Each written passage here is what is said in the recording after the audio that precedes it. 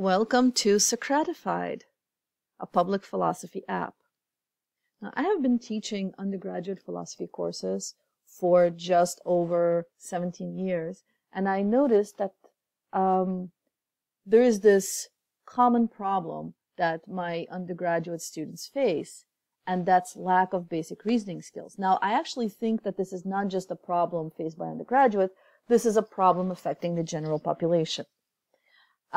So I thought, why not address this problem in, kind of very creative and fun way, and that's via an app. So the app would allow users to either engage in independent scaffolded activities, scaffolded collaborative activities, or crowdsourcing activities in order to practice important reasoning skills. One of those important reasoning skills is critical reading. So the focus of this presentation is on critical reading. So in critical reading, we have scaffolded independent activities. Those independent activities will proceed in either 5 phases or, by mastering these 5 skills: main point, counterpoint, close reading, etc. Scaffolding level can be adjusted by the user. Some of the examples of scaffolded support is highlighted text or leading questions. And here, the user can either choose to analyze excerpts from stock readings that are provided by the app, or can import an excerpt of a different reading from elsewhere. More on that later. Another way in which users can analyze text, again, either stock readings or imported readings, is by working in groups, by working in teams.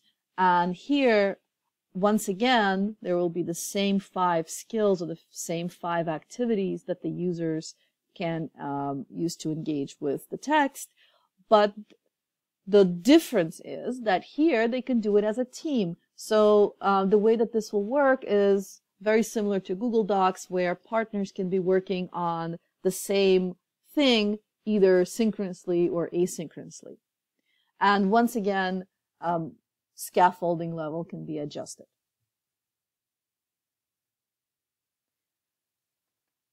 The third way in which critical reading skills can be practiced is via crowdsourcing, engaging the community. So one can engage the community by asking the community for help, either by asking members of the community to rate one's suggested answer, or actually asking the community to suggest answers. And another way in which a user can interact with the community is by offering to help. So again, you can help by rating somebody's suggested answer or providing your own answer. Now, I just want to say a couple more words about the texts. So there's going to be a database of excerpts from different readings. But a user can also use a search feature, and the search feature will only allow the user to import excerpts of certain length from free-to-use educational resources. So when we look at STEM, we realize that a lot of the skills that are mastered through engaging interdisciplinarily in science, technology, engineering, mathematics, not only overlap, but also complement each other. The interesting thing is that in that overlap, we find basic logic or reasoning skills. So logic actually acts as a kind of foundation, not only for STEM fields, but really for, all of the other disciplines.